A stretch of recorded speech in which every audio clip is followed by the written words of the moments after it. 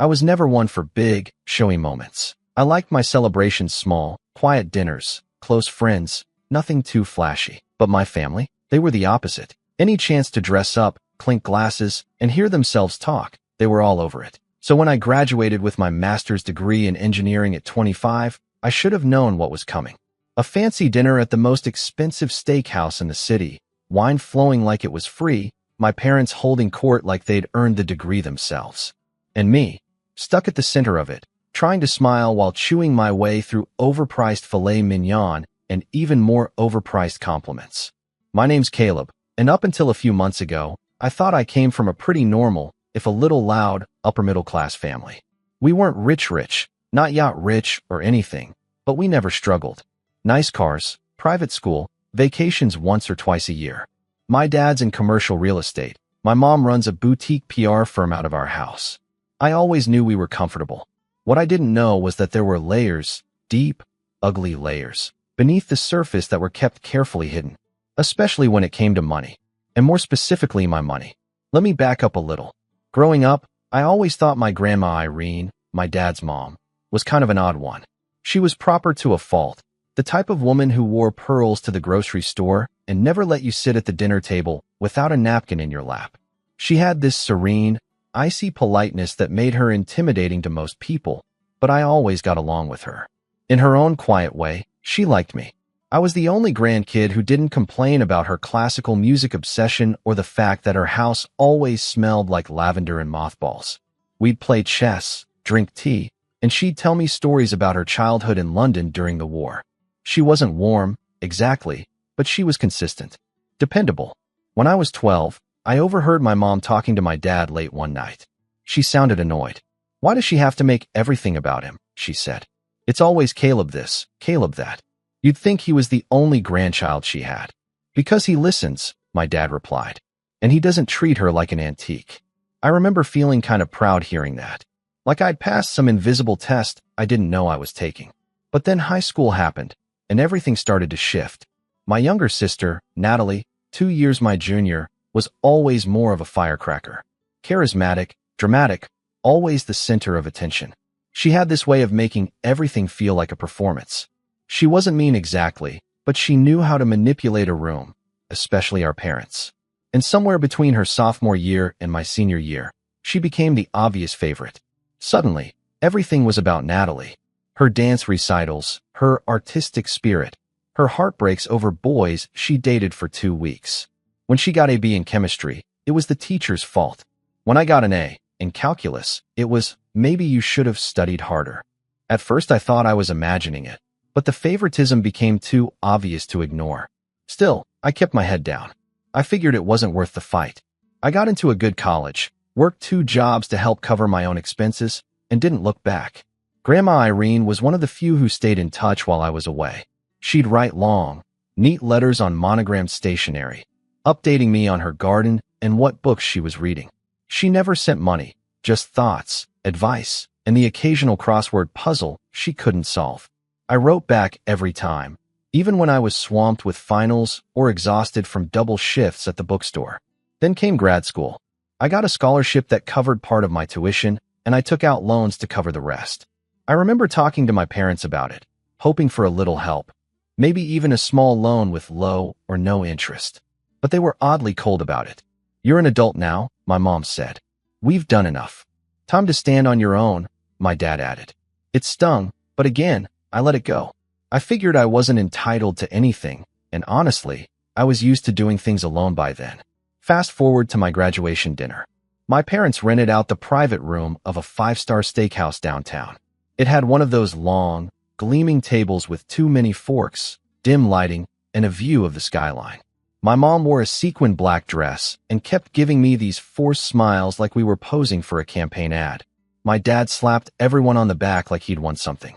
Natalie was there, of course, draped in a designer gown, pretending to be mildly interested while texting under the table. The room was full of distant cousins I hadn't seen in years, my dad's business partners, a few family friends. It was excessive. I would have been fine with pizza and beer in a backyard, but apparently this was for appearances. I was mid-sip of sparkling water when Grandma Irene rose from her seat, and tapped her knife gently against her wine glass. The sound was delicate but commanding. Everyone turned to look. "I'd like to say a few words," she said, her voice steady and elegant.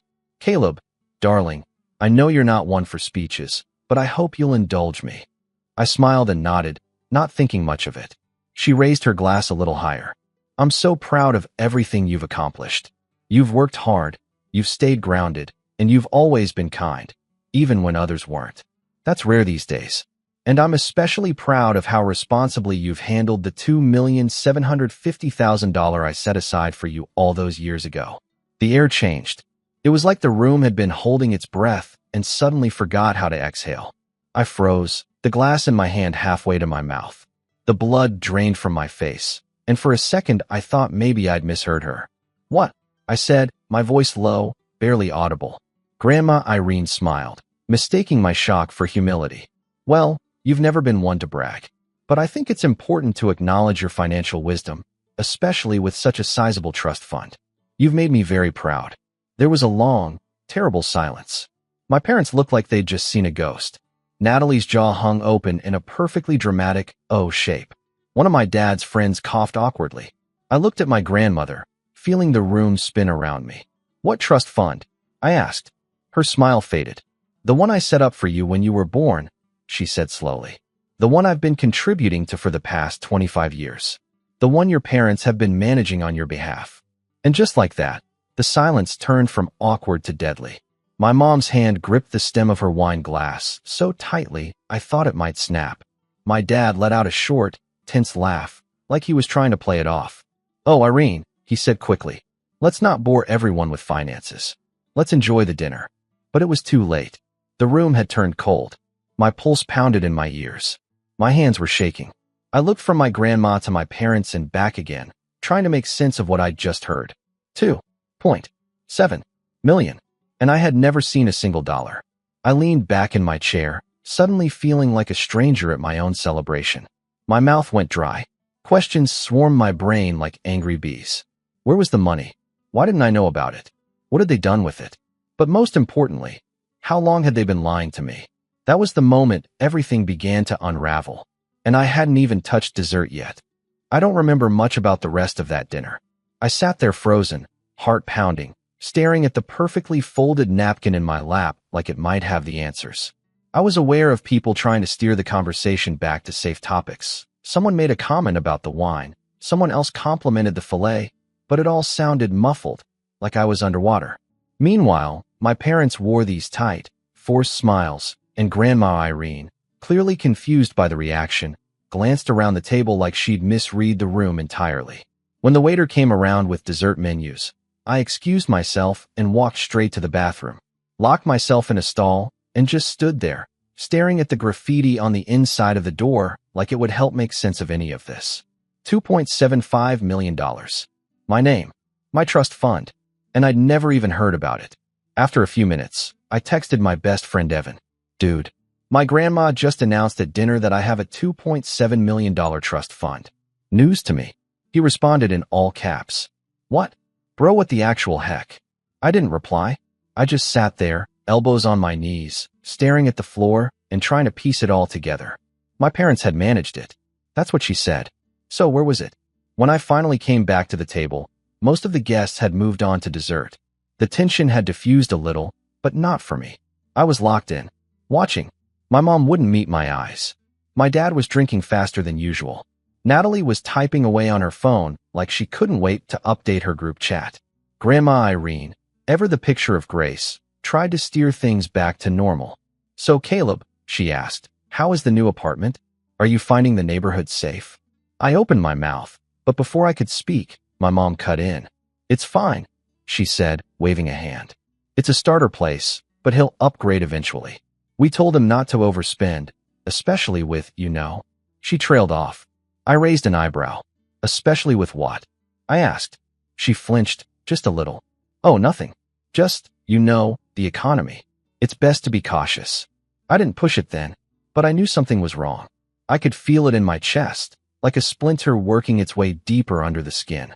We wrapped up dinner, took a few forced photos, and said goodnight to the guests. Grandma hugged me tight and whispered, "You've made me proud, darling." Then she was whisked away by her driver, leaving me standing next to my parents in the valet circle, still trying to breathe normally. "Can we talk?" I asked. My mom gave a brittle laugh. "Caleb, it's late. Let's not do this here. We can do it at home then." "I've got work in the morning," my dad muttered. "We'll talk later." "No," I said more firmly. "Now." There was a pause. My dad exhaled sharply. "Fine. Natalie, go home. We'll take Caleb back with us." She raised an eyebrow. "You serious? This is about the trust thing, isn't it?" "Go," my mom snapped. Natalie rolled her eyes and walked to her car like it was the biggest inconvenience of her life. The ride home was dead silent. I sat in the back seat like a kid again, staring at the back of their heads. My mom fiddled with her phone. My dad's grip on the steering wheel was tight. No music, no small talk, just the low hum of the engine and the thrum of my pulse in my ears. When we got to the house, I walked in first and sat down in the living room. They didn't offer me a drink, didn't take off their coats. They stood across from me like they were about to deliver bad news. "I want the truth," I said. My mom crossed her arms. "Caleb, it's complicated." "No, it's not," I snapped. "Did Grandma set up a trust fund for me when I was born?" They exchanged a look. My dad spoke first. "Yes." "Have you been managing it?" "Yes." "And where is it now?" That was when my mom sat down, slowly, like her legs had given out. "It's gone," she said. My heart stopped. "What do you mean it's gone?" "We used it," she said softly. "For what?" "Life," my dad said. "You don't understand the pressure we were under. Private school tuition, the mortgage, your grandmother's medical bills." "She's still alive?" I interrupted. My mom's voice rose. "She had surgery last year. Caleb, do you think any of that was cheap? And your college? Do you think we just had that money lying around?" "I took out loans." I yelled. "I worked 2 jobs. You said you couldn't help me." "That's because the money was tied up," my dad said weakly. "We were keeping it for you. You were stealing it from me," I said. "For years." There was silence. A thick, heavy silence that pressed down on everything. My mom wiped her eyes. "We didn't steal it. We borrowed from it." "Oh, really?" I said, standing up. "So you can pay it back?" More silence. "Can you?" I asked again. Neither of them spoke. I stared at them for a long time. And then I left. I walked out the door, got in my beat-up Civic, and drove back to my apartment. My phone buzzed nonstop. Texts from Natalie, from my mom, a missed call from my dad. I ignored them all. That night, I didn't sleep. I sat at my tiny kitchen table, staring at my laptop, trying to understand what had just happened. I Googled trust fund mismanagement. Can parents legally take your trust fund? How to find out where your trust fund is. I read legal forums until my eyes blurred. I found stories of other people who'd had money stolen from them by their own families. Some won in court. Some didn't. It all came down to the documentation. And I had none. The next day, I called Grandma Irene. She answered on the 3rd ring. "Hello, dear." "Grandma," I said, voice shaking. "I need to talk to you. Alone." There was a pause. Then she said, "Come by at noon." I showed up early. She was waiting with tea and shortbread, like nothing had happened. "Sit," she said, and I did. I told her everything. To her credit, she didn't interrupt. Just sipped her tea, face calm, but eyes slowly narrowing as I went on. When I finished, she set her cup down and stood up. She walked into her study and returned with a thick manila folder. "These are the trust documents," she said. I kept my own copies. I opened it with trembling hands. There it was, my name, her signature, the dates, the statements. Everything. "And this line," she said, pointing to a paragraph in the middle, "states that your parents were to serve as temporary custodians until you turned 21. After that, you were supposed to be given full access." I looked up at her, stunned. "They never told me." "I know," she said. "You knew?" "I suspected," she said coolly. "When I stopped receiving quarterly updates from the bank, I assumed they'd transferred the assets. I asked your father about it once, and he brushed me off. I chose to believe the best. I won't make that mistake again." I sat back in my chair, dazed. "What do I do?" I asked. She gave me a long, measured look. "You let me handle it." I should have felt relief. But instead, I felt like the floor had just opened up under me. Because I knew, whatever Grandma Irene had planned next, it wasn't going to be pretty, and it was only the beginning. For the first time in my life, I saw Grandma Irene angry. Not loud angry. Not theatrical, shouting, flailing angry. That would have been easier. No, this was cold, deliberate, Queen of ice anger. The kind that didn't burn but froze. The kind that didn't shout but whispered, and somehow that whisper made your bones shake. After handing me the trust documents, she spent the next hour making calls. I sat on her couch in a daze, listening as she spoke in calm, clipped tones to banks, lawyers, and a financial advisor named Henry who sounded like he'd just woken up, but instantly snapped to attention when she said her name. She didn't yell. She didn't even raise her voice. She just said things like, "I need a full forensic review of the withdrawals made from my grandson's trust. And if you find evidence of unauthorized transfers, I'll need options for legal recourse." Then she ended each call with a crisp, "Thank you," and wrote everything down in a little leather notebook she kept by the phone. When she finally sat back down beside me, she looked tired, but there was steel in her eyes. "Caleb," she said, folding her hands neatly, "I'm going to ask you something important. I need you to be honest." I nodded slowly. "Do you want to go after them?" I blinked. "You mean legally?" She nodded once. I hesitated. My heart was still raw. The betrayal hadn't even begun to scab over yet. A huge part of me wanted to scream yes, burn everything down, take them to court, expose them in front of the world. But another part, the tired, emotionally gutted part, just wanted to disappear, to be done with it, to start fresh and never speak to them again. "I don't know," I whispered. She didn't push me, just nodded and stood up, pressing a warm hand to my shoulder. "Then take your time. But don't wait forever. People like your parents, they count on hesitation. They build their power in silence. And I didn't raise you to be silent." I nodded, trying to hold back the tears stinging behind my eyes. The weeks that followed were some of the darkest of my life. I cut off contact with my parents. No calls, no texts, no awkward Sunday dinners. I blocked Natalie after she sent me a string of messages that ranged from "You're overreacting" to "Why are you trying to ruin our family?" to "If you sue mom and dad, you're dead to me." I wish I could say I stayed strong, that I bounced back immediately and channeled my rage into productivity. But the truth was, I spiraled. I couldn't focus. I stopped job hunting. I stayed up late scrolling through forums about financial abuse, reading horror stories that felt all too familiar. My sleep schedule shattered. I lived on cereal and microwaved rice. My student loan statement sat unopened on my desk.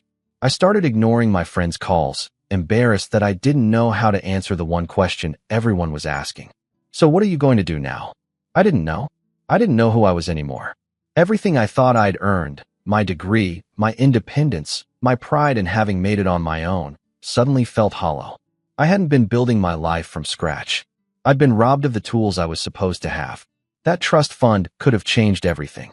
I could have graduated debt-free. Could have bought a place instead of paying rent to a landlord who didn't fix the heater. Could have invested, started a business, helped my friends, donated to causes I cared about.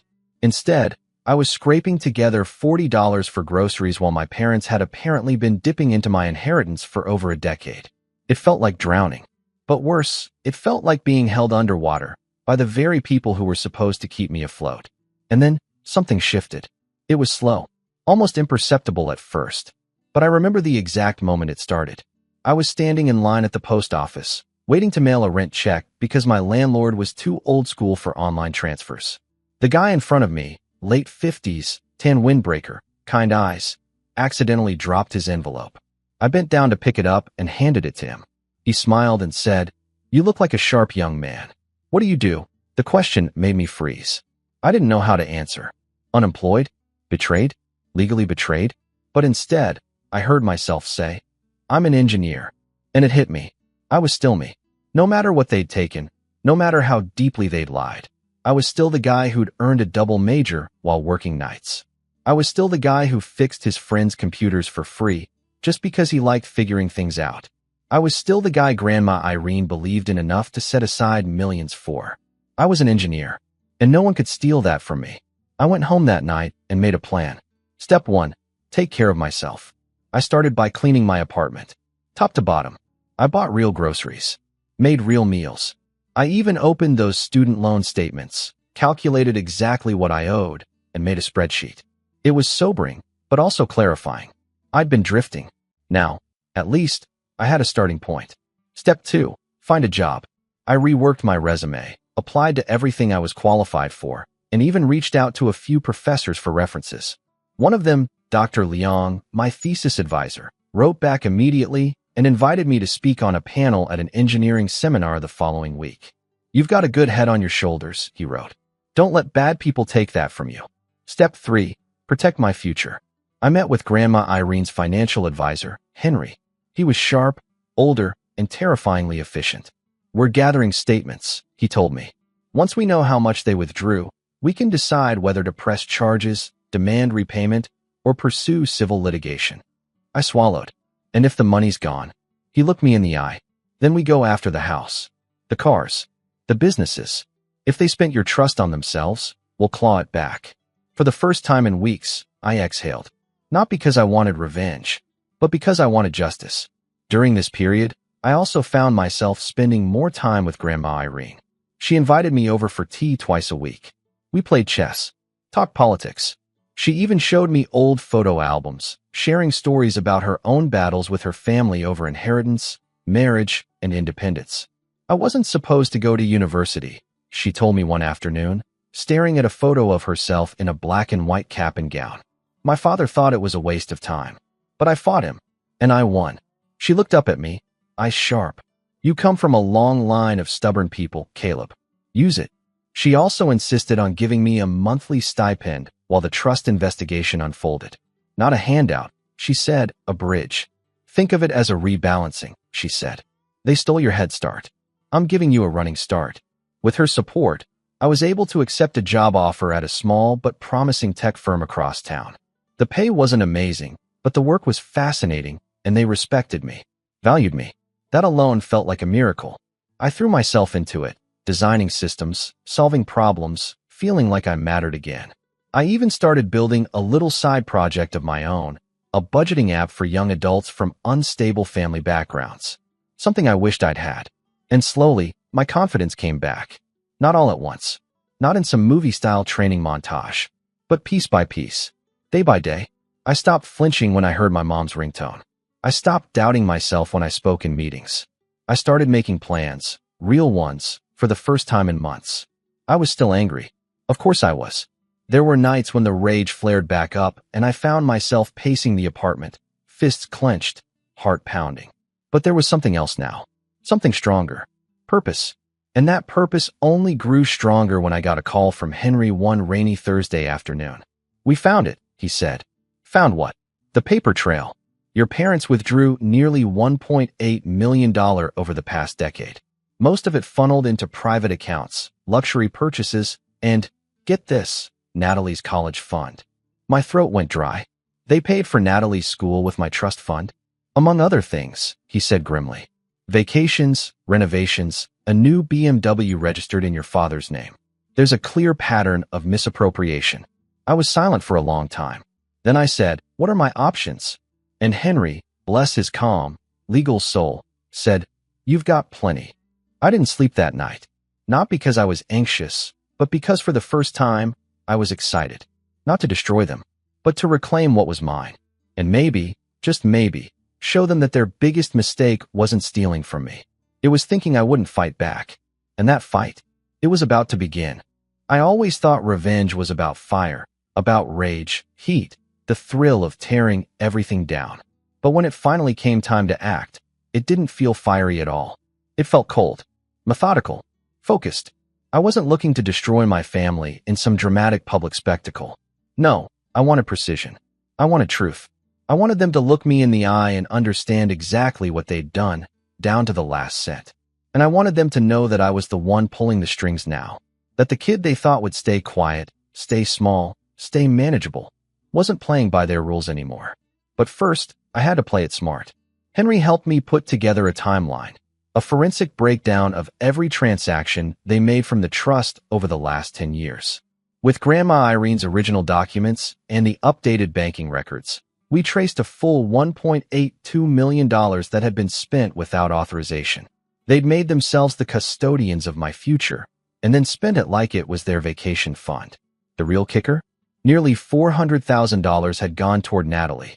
Tuition, study abroad, even a $15,000 art grant listed under something called the Lillian Creative Exploration Fund, a nonprofit my mother apparently registered in her own name. She created a fake foundation? I asked Henry, horrified. He nodded. Looks like it. The only beneficiary was Natalie. It's textbook laundering. And that was when I realized this wasn't just betrayal. It wasn't even just theft. It was calculated. They hadn't stumbled into this. They hadn't borrowed a little here and there and lost track. No, they'd built a whole system to drain me dry while keeping me clueless. The college loans, the financial shutout, the guilt tripping, it was all part of the same quiet, ugly machine. I was done waiting. The first person I reached out to was Natalie. Not to yell, not to vent. I needed her to confirm what I already suspected. I waited until she posted on Instagram some smug photo of her posing in a rooftop pool with the caption, "Manifesting good vibes, only sparkles," and then called her. She answered on the third ring. "Well, look who finally unblocked me," she said, voice full of sugar and steel. "I need to ask you something," I said, skipping the pleasantries. "Did Mom and Dad ever tell you where your college money came from?" She laughed. "What, is this a quiz? I thought this was about the trust fund thing. Are you still sulking about that? Answer the question." She paused, clearly taken off guard by my tone. "I don't know," she said finally. "They said they had savings. That grandma helped, maybe." "Grandma never paid for your school," I said. "That money came from my trust fund." Silence. "You're lying," she said, but her voice cracked just enough to tell me she wasn't sure. "I have the paperwork," I replied. "Bank statements. Legal records. Mom created a fake grant to funnel the money." Another pause. Longer this time. "You think I knew?" she snapped. "I think you never asked." She hung up. That was fine. I wasn't looking for closure from her. But what I had gotten was confirmation. She didn't know.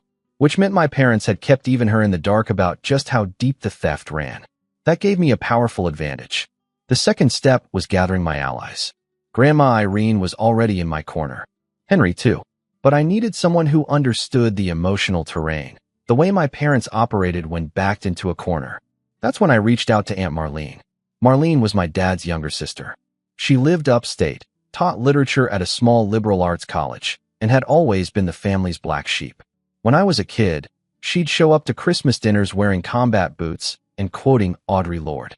She and my dad had fallen out years ago over some money thing, but I never knew the details.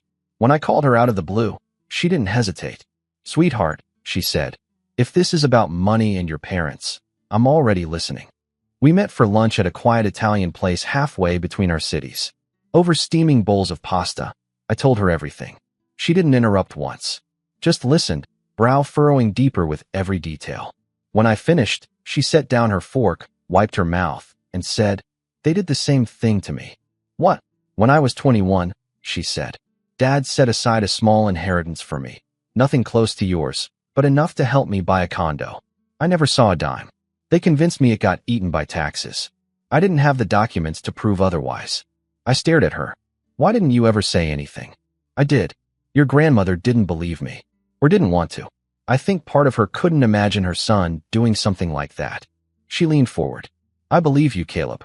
And if you want to go after them, I'm in." I swallowed hard. "I do.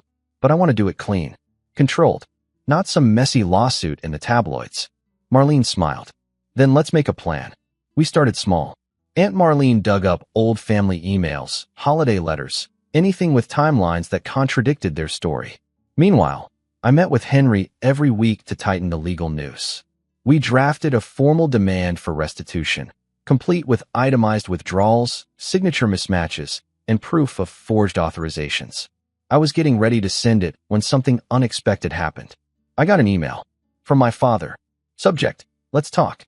Caleb, your mother and I have been thinking about everything that's happened. We'd like to have a calm, respectful conversation. No lawyers. Just family. We're willing to discuss ways to make things right. Please let us know when you're available. Love, Dad." I stared at the message for a long time. It was classic damage control. They'd heard from someone, probably Natalie, that I was digging, and now they were trying to get ahead of it. To control the narrative. To spin it into a misunderstanding. I didn't reply. Instead, I invited them to brunch. Neutral territory. Public. Controlled. I chose a quiet place with big windows and a strict no-phone policy. I asked Grandma Irene to attend. She agreed without hesitation. And when Sunday morning rolled around, I walked into that cafe with a folder full of evidence, a quiet fury in my chest, and a plan. I wasn't going to scream. I wasn't going to cry. I was going to reveal. They arrived 10 minutes late. My mom in pearls and a designer blazer. My dad in his "I'm a good guy" casual suit. Both of them wearing polite, brittle smiles like they were stepping into a negotiation. They didn't expect Grandma to be sitting next to me. Her presence threw them off immediately. "Mother," my dad said stiffly. "I'm here to listen," she replied. "And to watch." We ordered coffee. Small talk was attempted. I didn't bite. Finally, I opened the folder and slid it across the table. "This is a forensic record of every dollar withdrawn from my trust," I said, along with copies of the original documents stating that I was to be given full access at 21. Not 25. Not never. My dad opened his mouth. I raised a hand. "Don't. Just look." They read in silence. When they got to the part about the fake foundation, my mom paled. "You were never supposed to find this," she whispered. "Yeah," I said. "That's kind of the theme here." My dad looked up. "We can pay some of it back. Over time." "I'm not here to negotiate," I said. "I'm here to inform you of your options." My voice didn't shake. "Not once. You can agree to a full repayment schedule, with interest, or we go to court. If you fight me, I'll subpoena the foundation records, your tax returns, everything. I'll prove Natalie's education was funded through fraud. I'll go public if I have to. This ends one of two ways, with dignity or with exposure." Silence. My mom looked like she might faint. My dad was sweating through his collar. Grandma Irene leaned forward. "I told you when Caleb was born," she said coldly. "That money was a sacred promise. You broke it." Then she stood and walked out. I followed a minute later, leaving the folder behind. They had all the information. Now, the clock was ticking. Back at home, I didn't celebrate. Not yet. There was still work to do. But I felt something I hadn't in a long time. Control. For the first time, I wasn't reacting. I wasn't playing defense. I was making moves, carefully, quietly, and with purpose. This wasn't about vengeance anymore. It was about truth, about ownership, about setting the record straight. And whatever they chose next, whether to fight or fold, it wouldn't change the outcome. Because the setup was done. And the final act? It was coming. They didn't answer for 3 days. Not a word. Not a text. Not a weekly written email trying to minimize what they'd done. Just silence. And honestly, that silence spoke volumes. My parents, people who had micromanaged my life, talked over me, dismissed me, stolen from me, were suddenly, gloriously quiet. I knew that meant one thing. They were scared. And they should have been. Because I wasn't bluffing. On the 4th day, Henry filed the official demand for restitution with our attorney's letterhead, backed by over 100 pages of documented evidence. We sent it to their house by a certified mail. A week later, we received their lawyer's reply. It was a clumsy, thinly veiled attempt to settle. They offered to repay $500,000 over 10 years, without interest, contingent on me signing a non-disclosure agreement. We rejected it in under an hour. They tried again, this time raising it to $750,000, still with an NDA. I didn't even dignify that one with a response. Then came the threats.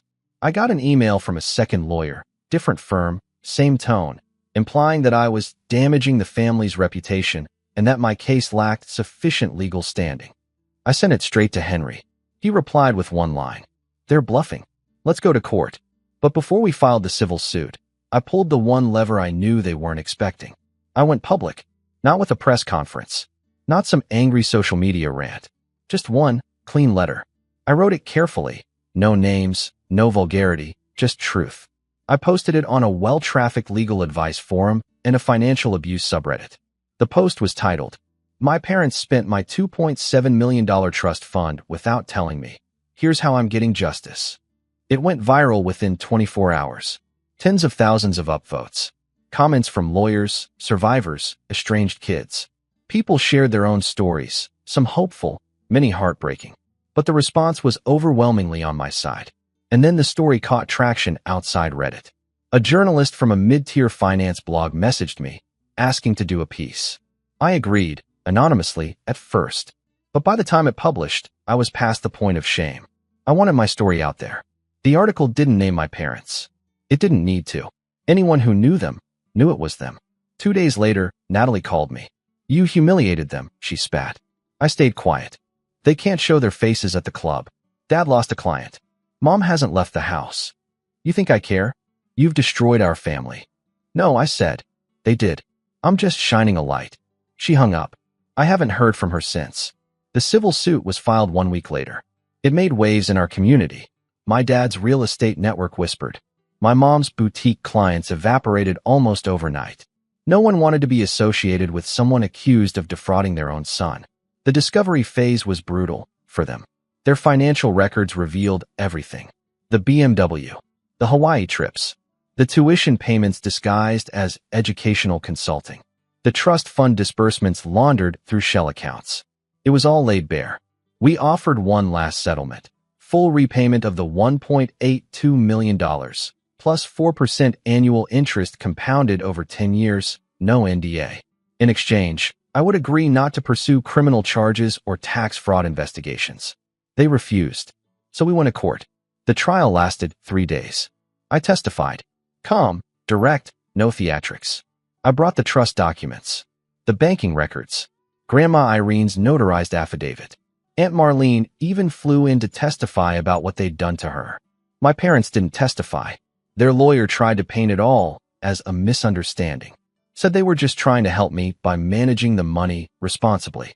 The judge didn't buy it. His verdict was swift and scathing. He ordered them to repay the full amount, with interest, within 120 days. He froze their assets, placed liens on their properties, and referred parts of the case to the state's tax fraud division for potential criminal investigation.